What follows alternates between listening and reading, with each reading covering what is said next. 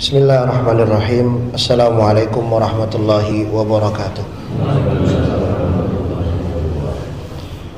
Alhamdulillah. Alhamdulillahi rabbil alamin. Wa bihi nasta'inu ala umurid dunya waddin. Asyhadu an la ilaha illallah wahdahu la syarika lah. Wa asyhadu anna Muhammadan abduhu wa rasuluh. Sallallahu alaihi wa ala alihi wa ashabihi wa sallama tasliman katsira. Amma ba'd. Alhamdulillah, segala puji bagi Allah Subhanahu wa taala yang telah memberikan kita berbagai macam kenikmatan, sehingga Allah Subhanahu wa taala memberikan kesempatan kepada kita untuk dapat berjumpa kembali di majelis al-ilmu, majelis yang Allah Subhanahu wa taala muliakan, di majelisnya para malaikat, yang Nabi SAW sebutkan bahwasanya seluruh malaikat dan seluruh makhluk, hatal hitanu fil ma, kata Nabi SAW, sampai ikan-ikan yang berada di lautan memohonkan ampun kepada orang-orang yang hadir di dalam majelis ilmu. Sehingga orang-orang yang hanya sekedar mampir untuk mendengarkan majelis ilmu, Allah Subhanahu wa taala pun muliakan dengan ampunan yang Allah Subhanahu wa taala berikan.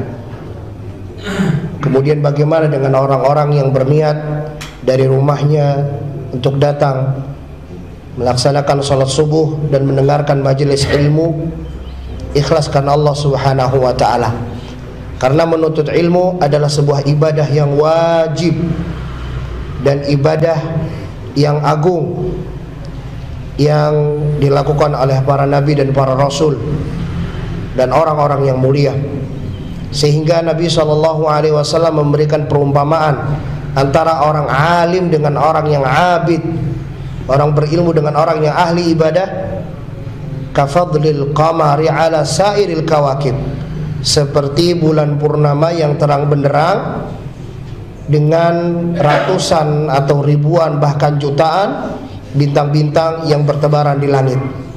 Inilah kemuliaan penuntut ilmu, sehingga Allah Subhanahu wa taala memerintahkan kepada malaikat untuk bersujud kepada Adam, disebabkan karena ilmu yang dimiliki oleh Adam alaihi salam. Begitu juga Allah Subhanahu wa taala memerintahkan Nabiullah Musa alaihi salam untuk belajar kepada Khidir, yang telah disebutkan kisahnya di dalam surat Al-Kahf. Nabi Musa alaihi salam belajar kepada Nabi Khidir alaihi salam. Padahal kita ketahui siapa Nabi Musa. Beliau adalah nabi yang Allah Subhanahu wa taala sebutkan sebagai ulul azmi minar rusul, wa huwa Musa alaihi salam. Kalam mukallim, beliau yang berbicara dengan Allah Subhanahu wa taala. Allah berfirman, wa kallamallahu Musa taklima. Ya, ketika Allah Subhanahu wa taala berbicara kepada Nabi Musa alaihi salam. Tetapi Allah Subhanahu wa taala meninggikan Nabi Khidir alaihi salam karena apa? Karena ilmu yang dia miliki. Maka perkara ini perlu kita perhatikan tentang apa? Tentang keikhlasan. Tentang keikhlasan yang perlu kita tanamkan di awal kita belajar, di tengah kita belajar, dan di akhir kita belajar. Karena ini menjadi sebab diterimanya amal ibadah kita. Sebagaimana perkataan Abdul Qadir Jailani yang dinukil oleh Al-Imam Ibnu Qayyim rahimahullah di dalam kitab beliau Risalah Tabukiyah, kun ma'al haq bila khalqin,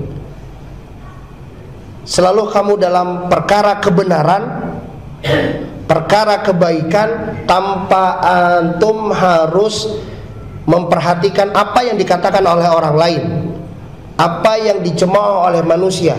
Tetaplah kepada yang hak. Artinya adalah ikhlas mengharapkan ridha Allah Subhanahu wa taala. Kemudian kata beliau, wa ma'al khalqi bila nafs, dan bersama makhluk, maka rendahkan dirimu, bertawadhulah bahwa kamu hanyalah hamba Allah Subhanahu wa taala. Ini sesuai dengan perkataan Al-Imam Asy-Syafi'i, ridha'un nas ghayatun la tudrak. Ridha manusia adalah sebuah pencapaian yang tidak akan mungkin bisa dicapai. Kemudian yang kedua, alhamdulillah kita bersyukur kepada Allah. Allah Subhanahu wa taala memberikan kesehatan kepada kita. Semoga Allah Subhanahu wa taala menjaga kesehatan kita agar kita bisa beribadah kepada Allah. Karena sebuah nikmat yang paling besar setelah iman adalah sehat. Nikmat sehat, ya. Nabi SAW ajarkan kita doa di zikir pagi petang, ya. Dan zikir pagi petang ini bukan hanya sebagai junnah, ya, sebagai tameng, akan tapi tapeng yang dapat memantulkan keburukan-keburukan yang akan ditimpakan kepada kita. Sebagaimana perkataan Ibnu Qayyim Al-Jauziyah berkenaan tentang zikir pagi petang, ya, bisa kita membaca dengan doa-doa yang sekarang lagi ramai, Pak, ya. COVID-19. Wah, itu bahasa Inggrisnya. Ya, tapi jangan takut, karena Allah Subhanahu wa taala lah yang yang memberikan kesehatan dan yang mendatangkan penyakit bagi kita. Dan ketika datang musibah kepada kita, itu adalah salah satu rahmat yang Allah berikan kepada diri kita sebagai hamba Allah Subhanahu wa taala. Ya, Nabi banyak mengajarkan kepada kita sebuah doa, Allahumma inna na'udzubika minal barasi wal jununi wal juzami wa min sayyi'il asqam. Ya Allah, aku berlindung kepadamu dari al-baras. Baras itu penyakit belang, Pak. Wal junun, dari penyakit gila. Wal juzam, juzam itu semacam lepra, ya. Wal juzami wa min sayyi'il asqam, dan berbagai macam daripada penyakit-penyakit yang buruk. Kemudian Nabi pun mengajarkan di zikir pagi petang, Allahumma afina fi badani wa afina fi sam'i wa afina fi basari, ya. Ini doa-doa ya zikir pagi petang. Kemudian terdapat juga di zikir pagi petang, Allahumma inna nas'aluka al-afwa wal afiyata fi dini wa ma'ashi, dan lain seterusnya dari zikir tersebut, wa ahli wa mali, dan seterusnya. Nah, semoga Allah Subhanahu wa taala menjaga kesehatan kita, dan bagi orang kaum mukminin yang ditimpa sakit, semoga Allah Subhanahu wa taala ampuni dosa mereka, dan Allah Subhanahu wa taala sehatkan walafiatkan mereka, dan Allah Subhanahu wa taala angkat derajat mereka. Amin ya rabbal alamin. Nah, kita kemarin sudah membahas di dalam kitab karya Muhammad ibni Abdul Aziz ibnu Sulaiman Al-Qara'awi, ya, syarah dari kitab Tauhid. Dan kemarin kita sudah membahas tentang apa tujuan manusia. Wa ma khalaqtul jinna wal insa illa liya'budun. Sebagaimana pola yang digunakan oleh Syekh, beliau tidak hanya menyebutkan satu kalimat saja, akan tetapi satu ayat saja maksud saya, akan tapi disebutkan adalah beberapa ayat setelahnya, ya, agar kita bisa mengambil yang disebut dengan munasabah, Pak. Sebagaimana kemarin ada pertanyaan, Pak, ya. Siapa yang bertanya? Ada orang nggak, Mas? Nggak ada. Pertanyaan, kenapa Allah Subhanahu wa taala menggunakan dhamir nahnu, khalaqana, razaqana, ya. Di surat Al-Baqarah disebutkan alladzina yunfiquna dzalikal kitabu la raiba fi hudal lil muttaqin alladzina yu'minuna bil ghaibi yuqimuna sholata wa mimma razaqnahum, ya.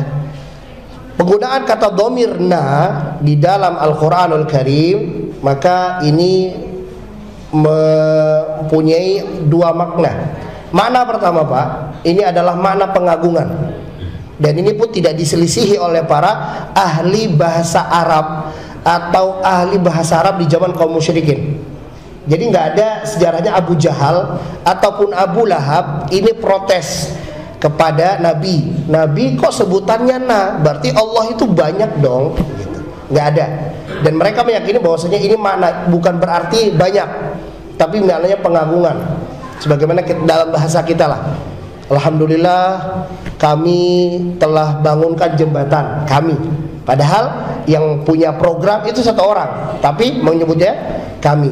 Ini ketika Allah Subhanahu wa taala menggunakan wasilah-wasilah, ya, para malaikat. Contoh di surat An-Naba, Allah Subhanahu wa taala berfirman, "Fala nazidakum illa azaba." Kami tidak akan tambahkan bagi kalian kecuali azab. Allah menggunakan kata na, ya, di sana karena ada para malaikat yang menjadi penyiksa di neraka dengan perintah Allah Subhanahu wa taala. Ini akan tetapi ada di sana perbuatan-perbuatannya Allah Subhanahu wa taala yang Allah tidak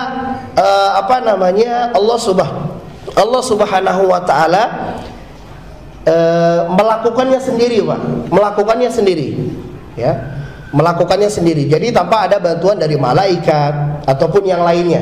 Allah menggunakan kata itu sendiri. Seperti contoh ya dalam Al-Qur'an, Pak. Nah, ini namanya munasabah, dan munasabah ini enggak selalu ada pendalilannya, ada hadis enggak. Munasabah ini belajar dari tadabbur, Pak. Kita baca Al-Qur'an itu dibaca. Lihat, oh, kenapa Allah sebutkan ini? Kenapa Allah sebutkan ini? Itu dibaca. Nah, itulah dapatnya tadabbur. Jadi tadabbur itu enggak ada dalil dari Ibnu Abbas, dari Abu Hurairah. Itu yang disebut munasabah. Bahasa kita munasabah itu apa, Pak? Benang merah. Apa bahasanya benang merah? Kesimpulan. Bukan. Penjelasan. Belum dapat maksud saya. Apa benang merah, Pak? Kaitan, kecocokan. Ada kecocokan nih. Ya. Makanya di kitab ini pun membahas tentang kecocokan. Sebagaimana kecocokan contoh ketika Allah Subhanahu wa taala menyebutkan wa aqridullaha qardan hasanah. Siapa yang mau ngutangin Allah? Siapa yang mau ngutangin Allah? Kira-kira Allah butuh utang enggak? Enggak butuh. Allah ghani, Allah maha kaya. Akan tetapi dari sisi lainnya, Pak, makanya dengan tadabbur kita dapat. Apa yang kita dapatkan? Bahwasanya kalau orang berutang itu harus apa, Pak? Harus bayar. Wah. Harus bayar. Allah la yukhliful mi'ad. Allah nggak akan menyelisihi, nggak akan pernah ingkar dalam janjinya. Ini maksudnya. Innallaha la yukhliful mi'ad. Contoh yang lain, Pak. Di dalam Al-Quran Allah Subhanahu wa ta'ala sebutkan, in tansurullaha yansurkum wa yutsabbit aqdamakum. Barang siapa menolong agama Allah, kira-kira Allah butuh pertolongan enggak dalam menyebarkan agamanya? Enggak butuh. Allah yang pemilik hidayah. Yahdi man yasha'u ila siratim mustaqim. Dia memberikan hidayah kepada siapa saja yang dia kehendaki. Ya. Akan tapi di sini maksudnya adalah jika kalian melakukan hal tersebut, Allah janji akan balas. Itu maksudnya. Nah, itu pelajaran dari Al-Qur'anul Karim. Nah, kita masuk ke bab yang kedua atau fasal yang kedua. Fasal yang kedua yaitu ayat yang kedua dari bab pertama tentang Kitabut Tauhid. Yang kemarin ayatnya apa, Pak? Surat apa? Masih ingat? Surat Az-Zariyat ayat 56, betul, sampai 58. Wa ma khalaqtul jinna wal insa illa liya'budun. Nah, murojaah sedikit, Pak. Jin. Apa makna jin, Pak? Apa jin? Jin pokoknya. Jin. Ya. Jin alamun mustatirun adil anzar. Jin adalah alam yang tidak terlihat dari mata. Jadi ada beberapa macam, Pak. Di dalam bahasa al-jin, kalau kita ketemu al-jannah, jannah artinya apa? Surga. Kelihatan nggak surga sekarang? Enggak, itu ghaib. Nah, makanya kalimatnya dari situ. Kemudian ada lagi di dalam Al-Qur'an disebut jinnah. Wa ma sahibukum min jinnah. Tidaklah sahabat kalian yaitu Nabi Muhammad jinnah. Jinnah itu gila. Ada yang bisa mengungkap penyakit gila. Maksudnya gila itu di mana? Syaraf ya kan? Jinnah, terselubung. Nah, itu. Beda dengan bisul, beda dengan jerawat, beda dengan corona. Corona bisa dilihatnya? Bisa. Ya, bisa dilihat dengan mikroskop, lihat, itu corona, kecil makhluk Allah Subhanahu wa taala. Tapi gila enggak? Jinnah. Kemudian junnah. Ya, perhatikan jannah, jinnah, junnah. Nah, harokatnya berbeda dalam bahasa Arab, maka berbeda pula lah maknanya. Kalau junnah itu tameng, Pak. Tameng di tubuh, baju besi. Itu nggak kelihatan. Biasanya baju besi di dalam, baru dilapisin baju. Makanya dia di dalam junnah. Ya, itulah disebut dengan junnah. Dan junnah kaum mukminin adalah zikir pagi petang dan berdoa kepada Allah Subhanahu wa taala. Nah, saya izin minum, Pak ya. Kalau perjalanan jauh kelihatannya haus.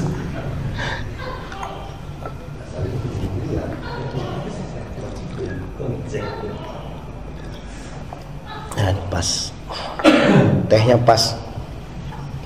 Tidak gulu tehnya, Pak. Ya, pas mutawasid. Ahlus sunnah insyaallah. Ya, maksudnya itu nggak manis banget, pas dia. Nah, al-ins yaitu manusia, liya'budun disebut dengan ins itu dari kata-kata inas, Pak. Inas itu manusia itu nggak bisa hidup sendiri, selalu hidupnya bersama-sama. Kemudian liya'budun di sini adalah maknanya beribadah atau mentauhidkan Allah. Nah, kita sering dengar kata tauhid nih. Apa itu tauhid?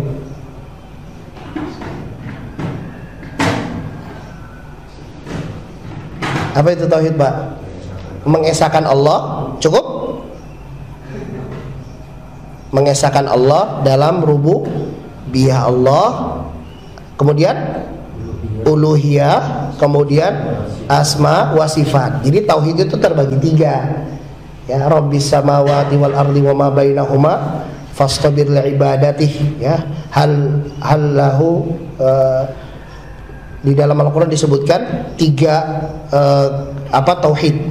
Apa itu 3 tauhid? Yang pertama adalah tauhid rububiyah, mentauhidkan Allah dalam perkara yang menjadi perbuatan Allah. Allah Khaliq, Allah Malik, Allah Razik, Allahul Mudabbir, Allahul Hayyul, Allahu Yamut, ya. Dan Allah yang mematikan. Ini yang dimaksudkan dengan tauhid rububiyah, yang berkenaan tentang perbuatan atau pekerjaannya Allah Subhanahu wa taala. Kemudian yang disebut dengan tauhid asma wa sifat adalah mentauhidkan Allah di dalam nama-nama dan sifat Allah Subhanahu wa taala. Ada syaratnya, Pak. Tanpa harus merubah, tanpa harus menghilangkan, tanpa harus membagaimanakan, tanpa harus menyamakan. Oke? Bisa diingat 4 hal yang dalam asma wa sifat yang harus ada syaratnya. Mentauhidkan Allah di dalam nama-nama dan sifat Allah, yaitu tidak boleh merubah hurufnya. Contoh, Ar-Rahmanu 'alal arsyistawa. Allah bersemayam di atas arsy, ya. Jangan dirubah Ar-Rahmanu 'alal arsyistaula. Nah, boleh, Pak.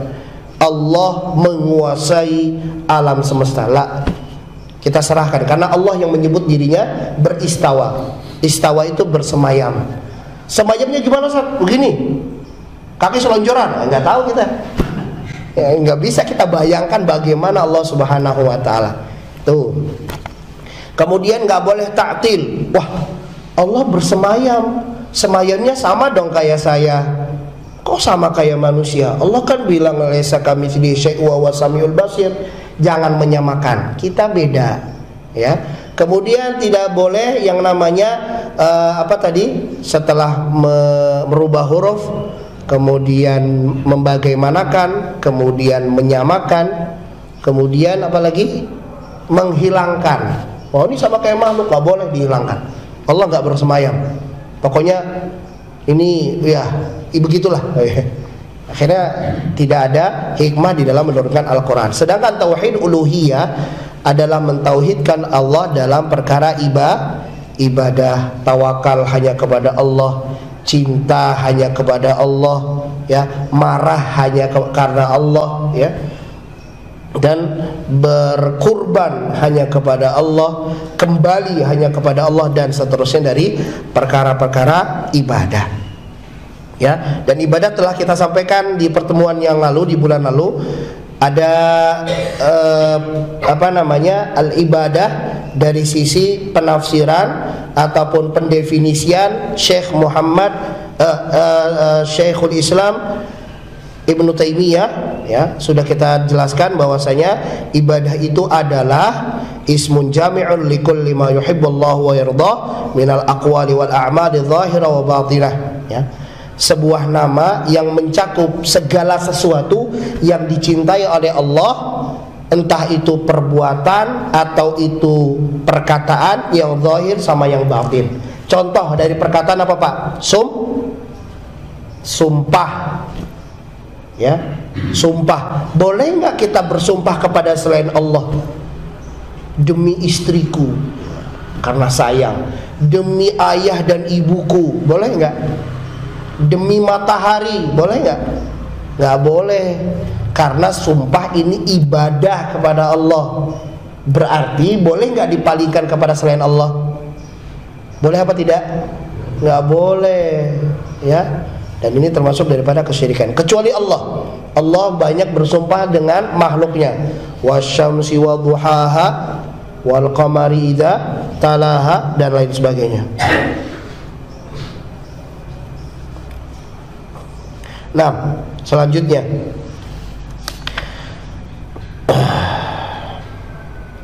ma uridu minhum min rizqi wa ma uridu ayyut'imun, ya. Ini ayat yang kemarin kita bahas, bahwasanya Allah Subhanahu wa taala tidak butuh rizki kita, tidak perlu kita memberikan, Allah Subhanahu wa taala memberikan kita memberikan makan kepada Allah Subhanahu wa taala ataupun mengurusi urusan makhluk, ya. Allah Subhanahu wa taala yang telah mengurusnya. Ar-Razzaq, apa makna Razzaq? Banyak memberikan rizki, ya. Apa makna Dzul Quwwah? Quwwah, apa, Pak? Mempunyai kekuatan. Bahkan bukan bahasa kita, Pak, ya, kuah, ya. Kalau kita kuah, sop. Ya, bukan kuah kuat, ya. Al-Matin, Dzul Quwwatil Matin. Matin itu, Pak, syadidul quwwah, punya kekuatan, ya. Nggak ada satupun yang bisa menghalangi. Corona kena satu dunia, ada yang bisa ngalangin? Ya, ini hal kecil loh, saudara. Dan dia nggak bisa kita lihat, ya, Pak. Semua orang ketakutan, pakai masker, beli mie berdus-dus. Bahkan harga masker jadi mahal, coba. Takut manusia. Awal kali, Pak, karena sholat di daerah mana? Cimanggu, situ. Ya, karena kan manusia cemas sholat ke masjid. Waktu itu anak batuk pilek, ya nggak bisa nahan, bersin lah sholat. Wah, itu udah sebelah ngelangkah sedikit, Pak, minggir. Wah, cemas ini. Sangka corona, suspek, ya. Sekarang pun masih batuk, makanya ya sebenarnya Islam sudah mengajarkan hal lebih jauh, ya, daripada perkara kebersihan dan lain sebagainya. Nah, kita lanjutkan ke ayat selanjutnya. Di ayat An-Nahl ayat 36. Bapak-bapak saya lihat di bisa lihat di Al-Quran, bisa juga di HP-nya, di surat An-Nahl ayat 36. Saya akan bacakan. A'udzubillahi minasyaitonir rajim. Walaqad ba'atsna fi kulli ummatir rasula an i'budullaha wajtanibut taghut faminhum man hadallah wa minhum man haqqat 'alaihi ad-dhalalah fasiru fil ardh fanzuru kaifa kana 'aqibatul mukadzibin. Ya. Di surat An-Nahl ayat 36. Artinya walaqad, sungguh benar-benar. Wa itu dan, ya. Ya, laqad, lam itu tekanan, Tekanan itu penekanan, benar-benar dan sungguh-sungguh. Gitu.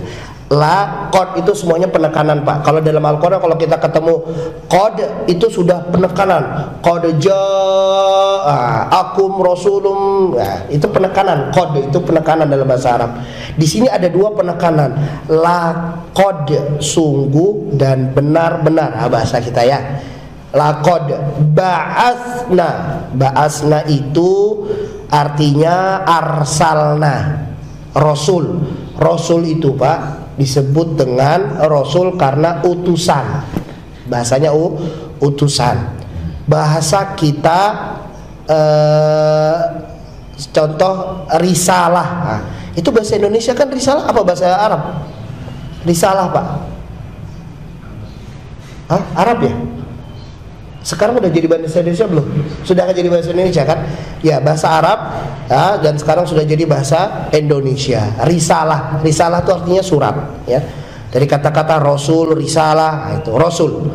Nah, rasul maknanya berbeda dengan nabi ya. Apa bedanya rasul dengan nabi?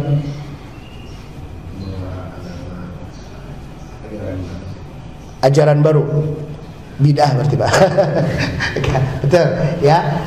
Kalau rasul ya diturunkan kitab ya, kemudian dengan syariat-syariat yang baru. Karena antara satu nabi dengan nabi-nabi yang lain dengan rasul itu syariatnya berbeda ya. Sebagaimana sholat. Sholat awal kali berapa kali, Pak? Sholat 50 kan. Emang umat zaman sekarang suka diskon ya. 5 coba. Dan itu nggak sholat lagi lah. Cuman 5 gitu ya.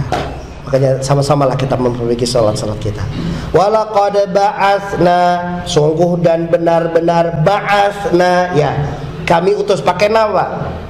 Karena di sana ada hubungannya dengan siapa? Malaikat. Allah tidak menafikan ba'atsna. Ada malaikat, ya enggak? Melewati wahyu Jibril alaihi salam ya, sayyidul malaikah ya, yang mulia. Fi kulli ummah ya, dalam atau setiap, fi kulli ummah, setiap umat. Umat itu di dalam bahasa Arab atau di dalam Al-Quran banyak maknanya, Pak. Makna yang pertama bisa dilihat di surat An-Nahl ayat 120 yang bernama imam. Jadi ummah itu maknanya imam. Ayatnya adalah inna Ibrahim kana ummatan qanitan lillah. Nah, ummah di sini maknanya imam. Imam artinya pemimpin ya. Ini makna yang pertama. Makna yang kedua adalah al-millah. Millah itu artinya agama. Millah itu adalah agama. Agama itu bisa din, itu agama, Pak. Millah itu juga agama. Di dalam surat Az-Zukhruf ayat 22 Allah berfirman, inna wajadana aba'ana ala ummah. Ala ummah maksudnya ala millah, atas agama. Kami dapati bahwasanya bapak-bapak kami itu mempunyai agama tertentu ya. Itu maksudnya. Kemudian yang ketiga adalah zaman. Maknanya zaman, waktu, zaman ya. Zaman bahasa Arab, zaman juga bahasa Indonesia. Di dalam surat Yusuf ayat 45 Allah berfirman waddaraka ba'da ummah ya. Ummah di sini adalah maknanya zaman. Akan tetapi makna ummah di ayat ini di surat An-Nahl ayat 36 maknanya adalah taifah, golongan, sekelompok, ya, kaum. Maksudnya itu, ya. Dan kami telah mengutus setiap kaum rasulan. Nah, di situ ada tanwin, Pak. Rasulan. Rasulan kalau ada tanwin maknanya adalah nakirah. Apa itu nakirah? Nakirah itu artinya umum. Semua rasul. Enggak ada penentuan nama siapa, enggak, rasulan. Semua rasul, ya. Pokoknya intinya adalah maknanya am. Maknanya untuk semua rasul diutus. Apa yang diperintahkan? Ani'budullaha wajtanibut taghut. Nah, di sini Pak, tauhid itu ada dua syarat yang harus terpenuhi. Apa? Ani'budullah. Yang pertama adalah mentauhidkan Allah. Mentauhidkan ini tidak akan sempurna sampai apa? Wajtanibut taghut, sampai menjauhi, menafikan, mengkufuri yang namanya taghut. Nah, tapi jangan diumbar Pak taghut ini. Dikit-dikit taghut, dikit-dikit taghut. Wah, semua dibilang taghut ya. Tidak. Apa itu taghut? Nah, nanti kita bahas. Nah, faminhum man hada, ya. Allah itu udah utus Rasul, tapi ada dua golongan manusia. Faminhum man hadallah wa minhum man haqqat alaihi dhalalah. Ada yang dapat hidayah, ada yang enggak dapat hidayah. Itulah yang namanya hidayah. Makanya hidayah itu ada dua. Ingat-ingat kembali, saya mengulangi beberapa kali ini dalam pengajian. Yang pertama hidayatul irsyad sama hidayatul taufiq. Kalau hidayatul irsyad, nah kayak gini Pak, hidayatul irsyad. Majelis taklim, baca buku, menuntut ilmu, dengar kajian, kemudian mentadaburi Al-Quran, baca hadis, segala macam yang bisa menyampaikan petunjuk, itu hidayatul irsyad. Kalau hidayatul taufiq, ya, contoh ya Pak, contoh. Orang-orang kafir dengar bacaan Al-Quran. Ya Allah, ini bagus sekali, masuk Islam. Ini hidayatul taufik. Tiba-tiba apa saja yang kita kadang-kadang, oh ya Allah, ingat mati hidayatul taufik, ya, yang nggak ada sangkut paut dengan hal-hal yang irsyad, ya, petunjuk, dia langsung mendapatkan taufik. Nah, hidayatul irsyad ini usaha manusia. Allah memberikan kemuliaan dengan hal itu. Makanya tugas amar ma'ruf nahi munkar ini Pak, ini tugas mulia. Tugas siapa yang Allah berikan kepada siapa? Kepada para nabi dan rasul. Iya enggak? Manusia yang paling tinggi kedudukannya di antara kita siapa? Nabi dan rasul kan? Apa tugas mereka? Basyira wa nadhira.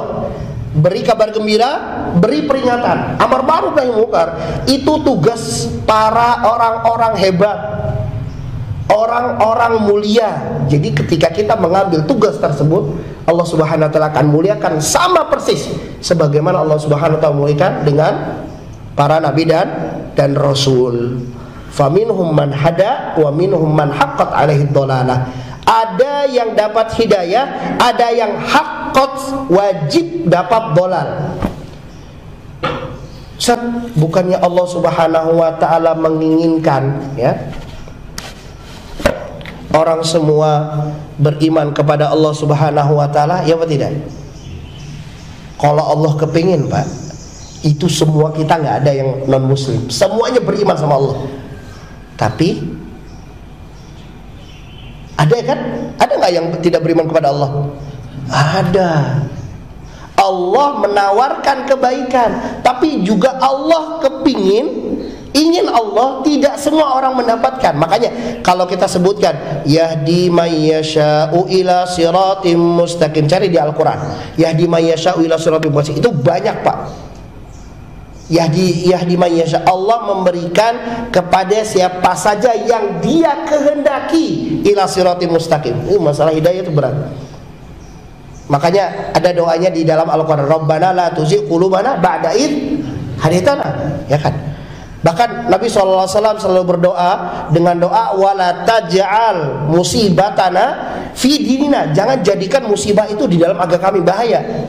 Kacau urusannya. Ketika seorang jatuh kepada kemunafikan, seorang jatuh kepada kesyirikan, seorang jatuh kepada khurafat, ini bahaya. Dalam agama itu bahaya. Bukan yang mengenai daripada jasad atau tubuh manusia, ini kecil, ya. Ya Allah Subhanahu wa taala akan tinggikan dan akan berikan ampunan kepada orang-orang yang mendapatkan hal tersebut. Kan, tapi kalau musibah itu dari agama, ini bahaya yang perlu kita perhatikan.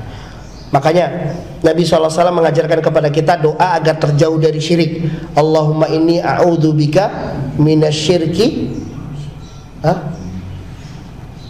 minasyirki Saya lupa doanya. Ada yang hafal? Allahumma inni a'udzubika minasyirki wa ana a'lam. Ya Allah, aku berlindung kepadamu dari perbuatan syirik yang aku ketahui. Wa astaghfiruka minasyirki la a'lam, dan aku beristighfar kepadamu, minta ampun kepadamu ya Allah dari sebuah kesyirik yang aku tidak ketahui. Ini yang jadi masalah ketika kita tidak mengetahui bahwa itu adalah sebuah kesyirikan. Nah, faminhum man hadallahu wa minhum man haqqat alaihi dhalalah. Ada orang-orang yang diwajibkan untuk mendapatkan kesesatan. Nauzubillahi min dzalik. Semoga Allah Subhanahu wa taala menjadikan diri kita orang-orang yang selalu dalam hidayah. Berdoa kepada Allah agar hidayah ini tidak dicabut. Nggak ada satupun dari manusia ini yang bisa menjamin dirinya akan selalu berada di dalam sholat berjamaah. Nggak ada yang bisa menjamin dari diri kita. Ada yang bisa ketika melakukan ibadah bisa terus zikir pagi petang. Siapa yang bisa jamin? Siapa yang bisa jamin hati kita yang selalu berada di tangan atau di jari jemarinya Allah bolak balik? Makanya ya muqallibal qulub, ini kan doanya. Doanya ketika kita ketahiyat, ada doanya setelah doa apa? Allahumma inni a'udzubika min fitnatil mahya wa min fitnatil masiihid dajjal. Ada doanya lagi yang Nabi sallallahu alaihi wasallam ajarkan, Allahumma a'inni ala dzikrika wa syukrika. Ya Allah, bantu kami ya Allah. Nah, ini doa-doa yang seperti ini yang kita lantunkan. Kita nggak punya kekuatan, Pak. La haula wala quwwata. Ini yang kita sebutkan. Kita keluar dari rumah, bismillahi tawakkaltu 'ala Allah. Nggak punya upaya kita. Allahumma inni a'udzubika an adilla wa udhal. Ya Allah, aku berlindung darimu dari aku menyesatkan. Nah, coba lihat Pak. Kita nggak pengen menyesatkan, tapi bisa jadi menyesatkan. Doanya ketika sebelum keluar rumah, Allahumma inni a'udzubika an adilla wa udhal. Ya Allah, jauhkan aku dari menyesatkan orang lain atau aku disesatkan. Lihat Pak, kita nggak ada kemampuan disesatkan atau menyesatkan orang lain.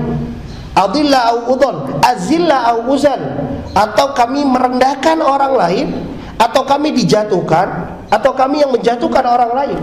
Azlim au uzlam, atau kami berbuat zalim, atau kami yang dizalimi. Ajhil au yujhal, kami membuat bodoh orang lain, atau kami yang dibodohi.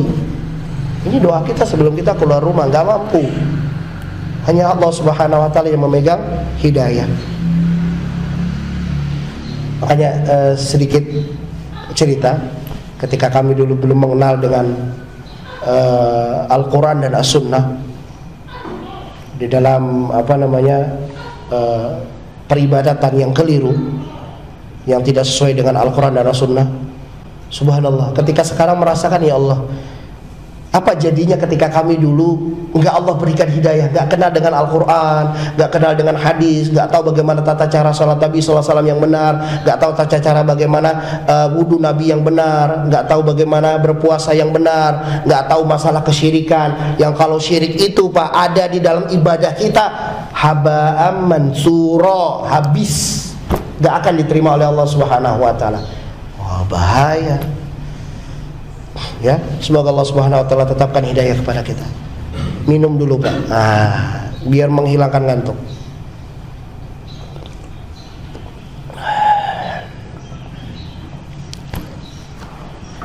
Dulu kami di pondok, di kampus, ngilangin ngantuk saya coba tahan Pak di sini. Saya coba urut-urut, saya turun matanya. Udah hilang, memang harus tidur, ya, harus tidur.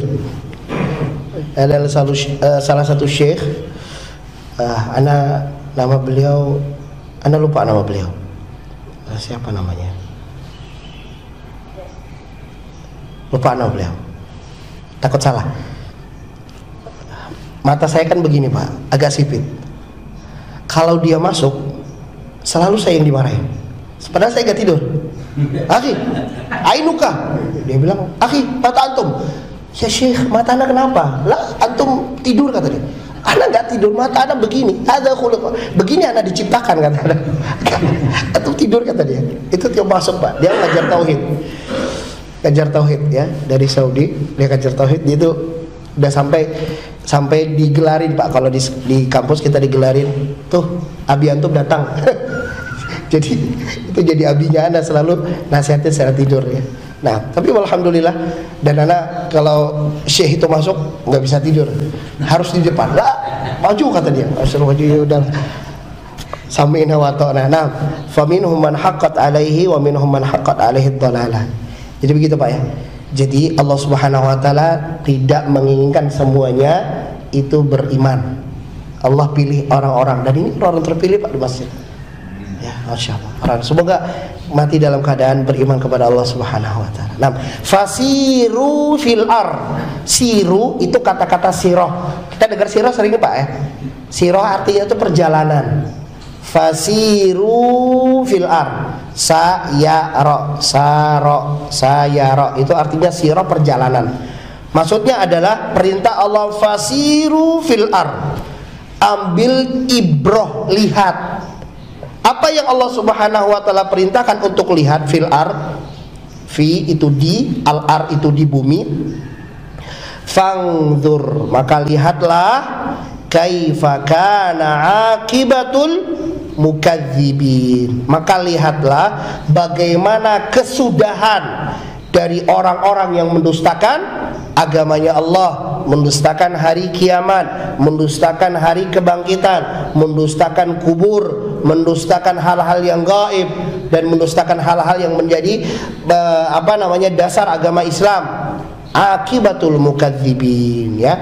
Itulah yang disebut dengan orang-orang yang mukadzib. Apa mukadzib? Yang mendustakan. Fangzur itu lihat Pak. Fangzur itu lihat.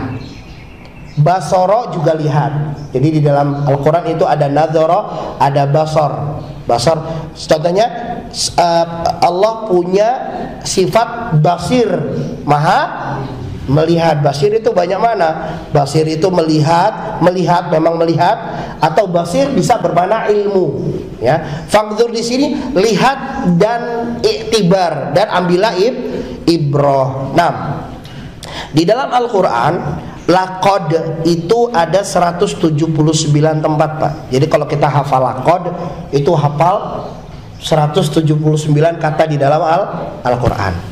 Banyak Pak ya. Jadi mudah sebenarnya hafal Al-Quran. Berulang dia ya. Jadi bulan depan setoran hafalan Pak ya. Ya, laqad itu 179. Ba'asna itu ada sekitar 11 di dalam Al-Quran. 11 tempat. Kalau kalimat ummah, ya, saya coba cari, itu ada sekitar 50-an lah. Bisa lebih, bisa kurang, sekitar 50. Ummatun itu ada 50 kalimat yang disebutkan di dalam Al-Quran, yang memiliki 4 makna tadi yang telah kita sebutkan. Kemudian Rasulah itu ada 24. Rasulah ada 24. Sedangkan Tauhud, ya, Tauhud ada 8. Tauhud ada 8 tempat, ya. Ad-dhalalah yang artinya sesat, dolal itu sesat Pak. Ada 9, ya, ada 9 tempat di dalam Al-Quran. Kemudian al-ard, nah ini paling banyak nih. Al-ard itu artinya apa? Bumi. Bahasa Inggrisnya earth, ya. Sama nggak? Ah, mirip-mirip lah. Earth kan? Earth. Ada 444. Nah, jadi visa, jangan lupa Pak, al-ard adalah bumi. Langit sama. Alhamdulillah. Akibah coba lihat. Akibah ini kayak bahasa Indonesia nih. Akibat, ya, kesudahan. Akibatnya itu ada sekitar 34 tempat di dalam Al-Quran. Kemudian di dalam kitab disebutkan bahwasanya yang namanya dhalalah itu maknanya adalah kufur. Ya, hada itu Islam, berarti ad-dhalalah maknanya adalah kufur. Taghut, apa makna taghut? Makna taghut adalah dari kalimat yang disebut dengan tughyan. Tadi ada berapa Pak taghut Pak di dalam Al-Quran? Ada 8. Taghut itu dari kalimat tughyan namanya. Tughyan itu adalah mujawazatul had, melewati batas, itu namanya taghut, ya, melewati batas secara bahasa. Karena Allah sebutkan di dalam Al-Quran di surat Al-Haqqah ayat yang ke-11 Allah berfirman, inna lamma taghal ma'u hamalnakum fil jariyah. Ya, tatkala taghal ma, ya, mereka melewati batas daripada air, hamalnakum fil jariyah. Nah, di surat Al-Haqqah ayat 11 maknanya taghut. Secara istilah adalah kullu ma tajawaza bihil abdu haddahu, segala sesuatu yang seorang hamba itu melewati batas. Batas apa? Min ma'budin, dari yang disembah, matbu'in, dari yang diikuti, au muta'in, atau ya yang ditaati, fi ghairi ta'atillahi wa rasulihi, di dalam selain ketaatan kepada Allah dan Rasulnya. Ya, itu maknanya taghut. Saya ulang, segala sesuatu yang hamba tersebut telah melewati batas dari peribadatan, dari pengikut yang diikuti, dan dari yang ditaati. Tetapi tiga hal ini, segala sesuatu yang keluar dari ketaatan kepada Allah dan Rasulnya, ya nggak boleh. Ma'bud, matbu, au muta'. Ibnu Qayyim al-Jauziyah menyebutkan ada 5 kepalanya taghut, itu ada 5. Yang pertama adalah iblis, ya. Iblis laknatullah alaih. Ini disebutkan kata Ibnu Qayyim adalah taghut. Kemudian yang kedua, siapa saja yang merubah hukum Allah. Kemudian yang ketiga, siapa saja yang berhukum selain hukum Allah. Yang keempat, siapa saja yang mengajak untuk beribadah atau untuk menyembahnya. Yang kelima, wa man 'ubida min dunillah wa huwa radin bil ibadati. Orang-orang yang diibadahi, dia enggak ngajak, tapi dia diibadahi kepada Allah dan dia ridha. Allah, dia ridha kalau dia disembah atau diibadahi, ya. Inilah disebut dengan 5 kepala taghut, Pak. Nah, kita lanjutkan. Minal umami sabiqah. Sampai jam berapa nih, Pak? Udah selesai? Habis? 5 menit lagi? Pas jam 6. Ya, genapin aja, Pak, ya. Terus gitu nawar ya. Genapin aja sampai jam 6. 5 menit lagi.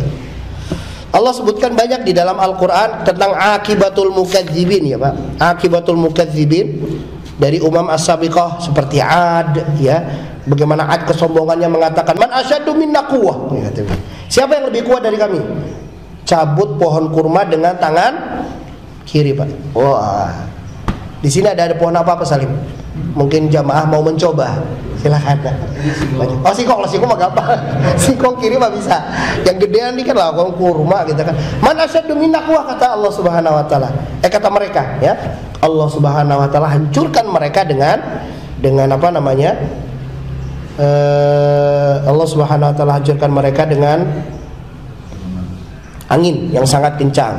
Firaun, ya. Jadi banyak macam-macam, ada angin, Pak, ada suara, ya, sebagaimana kaum Samud itu suara kencang sehingga mereka mati di rumah-rumah mereka, ya. Sebagaimana yang di mana?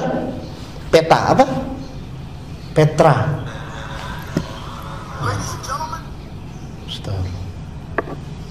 Ini HP-nya bergerak sendiri, Pak. Nah, seperti contohnya di Nah, ini disebutkan ashabul qaryah, ashab al-ra's, ya, ada sekitar 12. Kemudian ashabus sabt, ya, ashabul ukhdud, ya. Kemudian bangsa Himyar, kemudian ada lagi Firaun, Ad, Madian, Lut, Saba, Tuba, dan Nabi Syuaib. Ada sekitar 12 yang dibinasakan Allah Subhanahu wa taala di dalam Al-Qur'an. Banyak ya, banyak modelnya.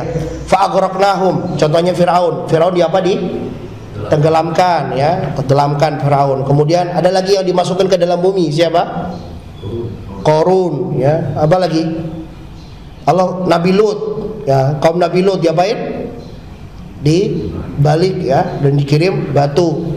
Kemudian Nabi Nuh juga ditenggelamkan ya kan, Nabi Nuh juga ditenggelamkan dan lain sebagainya daripada akibat. Maka ini dilihat, boleh nggak mengunjungi Petra? Mengunjungi apa Petra itu di Yordan itu, yang rumah yang dipahat dari gunung. Masih ada sampai sekarang. Boleh nggak dikunjungi? Para ulama khilaf tentang hal ini. Boleh dikunjungi tapi sedih, bukan foto selfie cekrek. Ya. Nih habis diazab nih, masya Allah, habis diazab selfie, ya Allah wala quwwata illa billah. Enggak, ya. Tapi dengan sedih, menangis dan takut. Dan Nabi SAW pun mengatakan, ketika melewati hal tersebut, para sahabat yang mungkin melihat, masya Allah nih, wah, kita aja kagum Pak melihat itu. Sahabat juga, kata Rasul, cepat-cepat jalan cepat. Ini tempat yang dimurkai oleh Allah Subhanahu Wa Taala. Tapi ada yang berendam di laut mati. Ya kan, ngapung Pak Zen, gitu. Ya, akibatul mukadzibin. Nah, kita sudah membahas tadi makna ijmaliyah, bahwasanya Allah Subhanahu wa taala mengabarkan di dalam ayat ini bahwasanya Allah telah mengirimkan seluruh Allah Subhanahu wa taala telah mengirimkan seluruh rasul. Agar apa? Agar hikmahnya saya sebutkan masih 1 menit lagi Pak. Hikmahnya ada 3, boleh dicatat. Yang pertama adalah iqamatul hujjah. Ini hikmah Allah Subhanahu wa taala, agar tidak ada lagi yang nantinya di hadapan Allah alasan ngeles.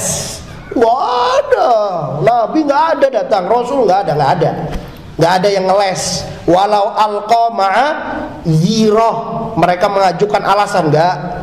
Ini udah diutus. Iqamatul hujjah. Di dalam surat An-Nisa disebutkan, rusulan mubasysyirin wa mundhirin li alla yakuna hujjatan ba'dar rasul. Agar hujjah, ini sudah ada hujjah. Saya teringat di pondok pesantren Pak. Di pondok pesantren itu peraturan sudah ditegakkan. Tidak boleh ini, tidak boleh ini, boleh ini, boleh ini, udah selesai. Sudah iqamatul hujjah. Ustadz sudah menyampaikan. Kami dulu di bagian bahasanya kita apa ya, adalah OSIS atau Jam'iyatul Thalabah. Kami di tim inti itu gabungnya sama tim keamanan dari teman-teman kami, anak-anak sekolah juga, anak-anak pesantren. Jadi mengamankan teman-temannya. Suatu hari ya, karena kita sama-sama teman, tahu-taunya ada teman kita yang bukan yang bukan dari OSIS itu naik pagar Pak, mau kabur. Biasanya kabur itu mau beli mie, ya. Kabur itu lapar biasanya Pak. Cuman ya terkadang disediakan, ada gitu, ada kantin. Kadang anak-anak itu kan kalau lapar kita jam berapa? Jam 10, jam 12, padahal sudah disuruh tidur. Keroncongan kabur. Ataupun main warnet, keluar internet, ketahuan sama teman-teman. Wah, kabur. Kan dicatat, dilaporkan, digundul. Marah nih, dikondol nih gara-gara fulan ini kan. Datang ke kamar, dobrak, Assalamualaikum, bos. Masuk, antum itu iqamatul hujjah dong, guys. Iqamatul hujjah itu Pak, bukan selalu dari perorangan gitu lah, paham? Bukan kalau sudah diumumkan iqamatul hujjah, bahwasanya ada agama, ada Islam, ada dakwah, ada jalannya hak, itu iqamatul hujjah. Bukan perorangan. Dia minta, antum belum nasehatin ana, bos. Nasihatin kok harus ke situ. Kan sudah ada jelas peraturan nggak boleh loncat pagar. Ya, dan ini juga perintah Allah, watul buyuta min abwabiha. Datangilah rumah dari pintu, bukan loncat pagar. Dia mintanya iqamatul hujjah. Ini salah begini. Nah, ini kejadian baru di dunia Pak. Bagaimana di akhirat? Ya, di surat An-Nisa ayat 165. Itu iqamatul hujjah. Yang kedua, saya selesaikan aja ini. Yang kedua adalah rahmat. Ini rahmat dari Allah. Wa ma arsalnaka illa rahmatan lil alamin. Ya, tidaklah kami utus kamu Muhammad sebagai rahmat kasih sayangku. Di dalam surat Al-Anbiya ayat 107. Kemudian yang terakhir nomor 3 adalah menjelaskan bagaimana agar bisa menyembah Allah. Itu dengan cara diturunkan Nabi. Lah kalau Nabi nggak diikutin caranya, buat apa Nabi diutus? Ya kan? Itu maksud Nabi diutus, agar manusia mencontoh beliau bagaimana beribadah yang benar kepada Allah. Ingat masih Pak hadis yang 3 orang datang, yang nanya tentang puasa, yang nanya tentang ibadah, ya, yang nanya tentang kehidupan Rasul. Akhirnya yang bertiga, yang satu, saya nggak mau nikah karena perempuan selalu bikin masalah. Yang kedua, saya akan puasa seumur hidup. Yang ketiga, saya nggak akan tidur, saya sholat malam terus.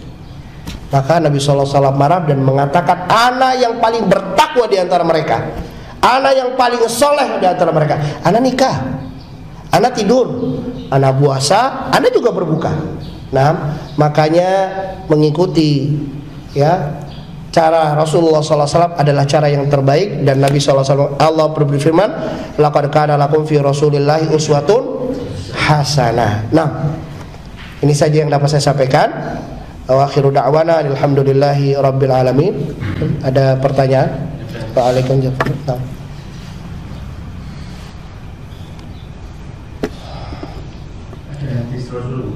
Nah, di akhir zaman nanti akan ada banyak wabah dan penyakit melanda manusia di dunia. Hanya umatku yang terhindar karena memelihara wudhunya. Hadis riwayat Bukhari. Hanya umatku yang terhindar karena memelihara wudhunya. Hadis riwayat Tabrani. Hadis riwayat Tabrani. Ya. Jadi kita aman dari COVID gitu. Oh, benar-benar. Itu sebagai mereka. Allah Ta'ala alam bisawab. Kita kembali kepada sahih atau tidaknya hadis tersebut. Karena kalau hadis riwayat Tabrani ataupun yang lainnya, kita perlu cek apakah hadis itu sahih ataukah tidak. Itu yang pertama yang kita perhatikan di dalam masalah hadis yang kita dapatkan. Karena kalau sudah Bukhari Muslim, insya Allah, dan itu sudah ittifaq seluruh para ulama dan kaum muslimin menerima akan kesahihannya, kecuali yang di muqaddimah. Ada yang namanya muqaddimah Muslim, ada namanya muqaddimah Al-Bukhari. Nah, itu ada pembahasan khusus tentang pembahasan hadis. Ustadz Riza ada di sini? Ada kajian di sini? Ustadz Riza Afrizal. Ya, beliau ahli hadis. Bukan ahlul kitab ya, ahlul hadis. Kalau ahlul kitab Yahudi Nasara nanti. Jadi Ustadz Riza ahlul hadis. Mungkin bisa tanyakan ke beliau tentang masalah hadis ini. Tapi yang jelas Pak, ya kita udah jaga kebersihan. Kalau orang bilang cuci tangan, banyak kan cuci tangan kita sebelum wudu, bangun tidur, apalagi sebelum makan. Nah, cuci tangan terus Pak. Tapi khusus gorengan enggak Sat. Gorengan enak panas langsung comotnya. Karena kalau kita di kantor itu gorengan, cuci tangan. Sekarang alhamdulillah COVID-19 ini, 19 ini mengingatkan untuk cuci tangan Pak.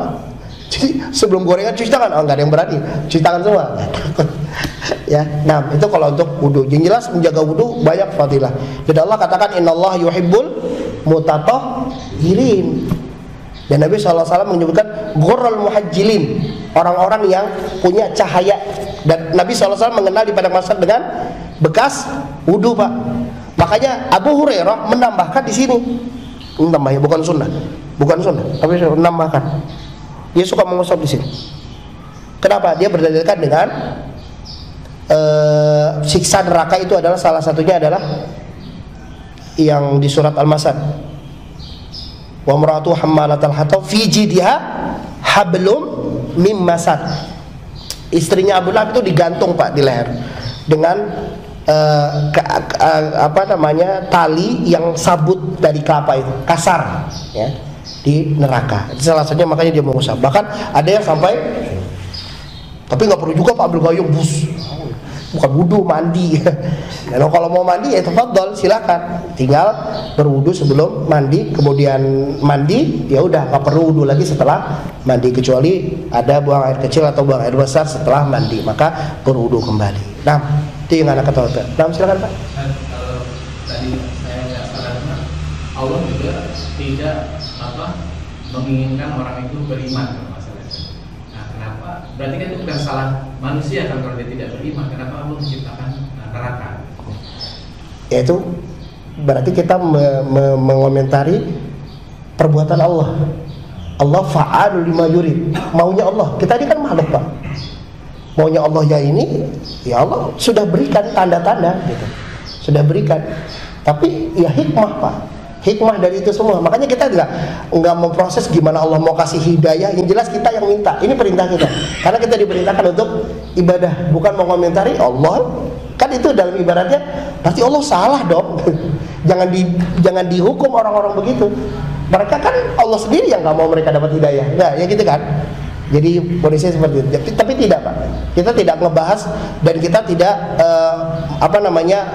masuk dalam perbuatan Allah. Itu Allah Subhanahu wa taala menginginkan.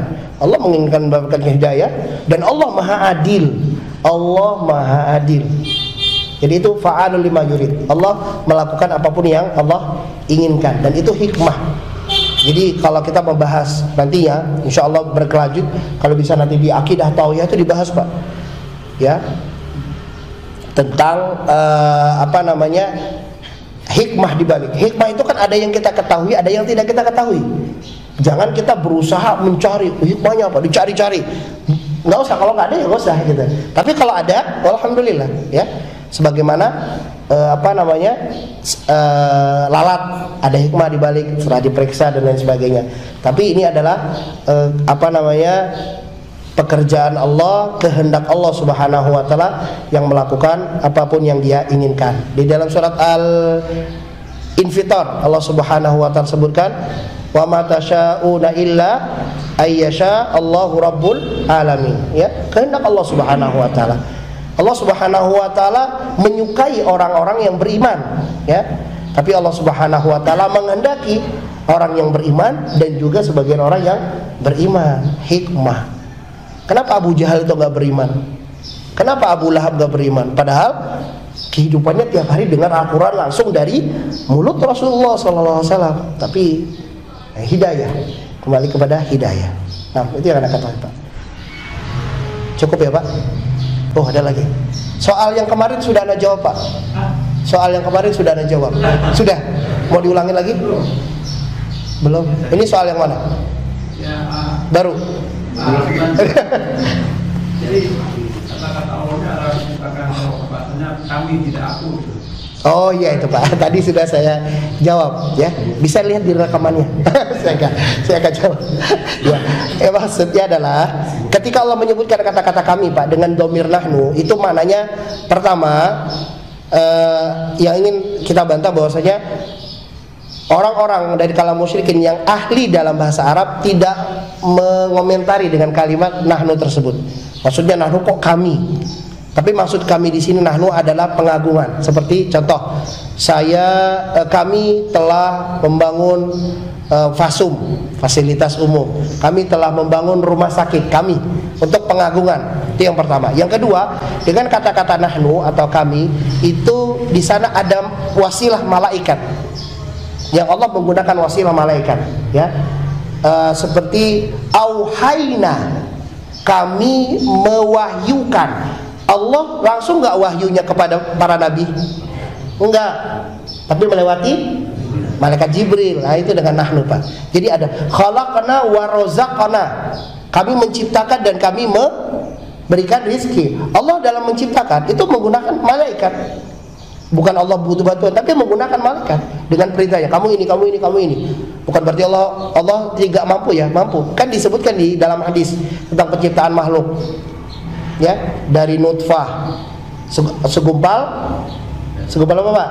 Darah, segumpal daging. Kemudian disuruh malaikat turun niupkan roh, ya. Kemudian suruh ditulis 4 perkara, rizkinya, amalnya, ajalnya, bahagia, sengsara. Ya. Tapi ketika Allah menyebutkan kata aku, berarti Allah melakukan sendiri. Berarti Allah melakukan sendiri. Itu bedanya antara nahnu dengan ana. Gitu Pak. Di dalam Al-Qur'an. Dan ini adalah namanya munasabah Pak. Munasabah apa tadi? Munasabah? Hilang Bapak. Ya, benang merah. Keterkaitan. Tapi keterkaitan ini nggak ada dalil ya Pak. Keterkaitan ini nggak ada dalil. Kita dapat dari mana? Dari tadabbur, baca dapat. Jadi bukan ada dalilnya nggak? Nahnu itu enggak. Ya, perkataan para ulama, akan tetapi itu keterkaitan. Maka dicari dengan tadabbur. Nah. Oh, sedikit. Kalau tadi kita tidak boleh mempertanyakan perbuatan Allah. Nah itu mungkin kalau saya yakin banyak yang penasaran kenapa Allah begitu. Itu bahayanya seperti apa bagi Nabi dan kita mempertanyakan perbuatan Allah. Iya, makanya disebutkan oleh siapa? Oleh Imam Malik. Ya. Fa'al ini kan termasuk daripada perbuatan, Pak ya. Termasuk daripada sifat Allah Subhanahu wa taala. Berkata Imam Malik, ya, sifat Allah itu maklum, Pak, diketahui. Wa su'alu anhu bid'ah. Bertanya tentang hal itu adalah perkara dosa. Membagaimanakan kenapa dan kenapa. Ini termasuk perkara dosa ya. Termasuk perkara yang tidak dianjurkan. Ya, dan sebenarnya pertanyaan seperti ini juga pernah diajukan oleh para sahabat. Para sahabat juga bertanya-tanya masalah takdir. Itu sampai dalam, Pak. Kalau kita masalah takdir, dalamnya sampai. Dan Anda pun pernah, Pak, kejadian seperti itu. Sampai bertanya, ya Allah. Tapi dengan kata fa'alul lima yurid itu mencukupkan saya. Allah, ada kelas. Dah. Dan Nabi SAW banyak mentahdir, memberikan ancaman keras kepada para sahabat yang masuk ke dalam masalah takdir terlalu dalam. Masalah takdir terlalu, ini takdir Allah, dan itu ada hikmah. Makanya kita jangan kesana, tapi tujuannya adalah wa ma khalaqtul jinna, di situnya.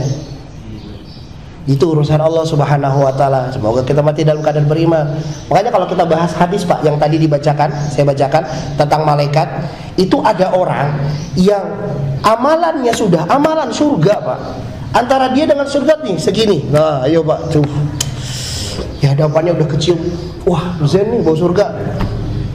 Terakhir, amalannya amalan ahli neraka. Kalau kita masuk ke neraka. Begitu juga dengan orang yang di depannya udah neraka, udah.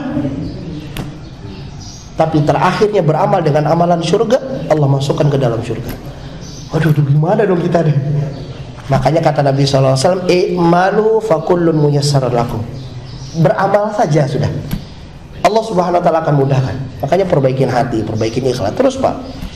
Nggak akan putus tuh. Kalau kita benar, nggak putus dia sampai akhir. Tapi kalau sudah ada kesyirikan, sudah ada ria, sudah nggak ikhlas, kepotong dia nantinya. Nah, itu makanya kita perbaikin hati. Itu masalah takdir, Pak. Bahkan hal ini pernah disampaikan, ya Rasulullah, bagaimana kalau Anda sampaikan ke manusia? Oh, jangan. Nanti manusia malah bertawakal, ya udahlah, begini aja. Nanti jatuhnya kepada akidah yang keliru, Pak. Ya, salah satunya adalah akidah Jabariyah. Apa itu Jabariyah?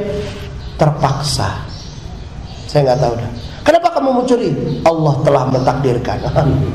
Kata Umar, ambil tangannya, potong. Allah telah mentakdirkan engkau dipotong tangan. Ya, takutnya seperti itu. Nah, ini yang Anda ketahui. Jadi hal-hal seperti ini tidak ditanyakan. Ya, maksudnya dalam arti kalau kita kepengen tahu nggak masalah, Pak. Oh, salah ya, kelas. Karena kita tidak tahu. Ya, bukan berarti mempertanyakan dalam masalah takdir, ya. Nah, makanya apa rukun iman tentang takdir? Apa, Pak? Beriman takdir yang baik dengan yang buruk. Apa sih iman? Percaya. Protes? Oh, enggak protes ya. Bismillah. Nah, ini yang Anda ketahui. Allah Ta'ala bisa. Udah, Pak ya? Cukup insyaallah. Semoga Allah Subhanahu wa taala memanfaatkan ilmu kita bagi kaum muslimin dan bagi Islam, dan Allah Subhanahu wa taala mengampuni dosa-dosa kita. Ini saja yang dapat saya sampaikan. Yang benar datang dari Allah Subhanahu wa taala, kekeliruan itu datang dari saya sendiri dan kurangnya ilmu saya. Marilah kita tutup majelis kita yang mulia dengan doa kifaratul majelis. Subhanakallahumma bihamdika asyhadu an la ilaha illa anta astaghfiruka wa atubu ilaik. Assalamualaikum warahmatullahi wabarakatuh.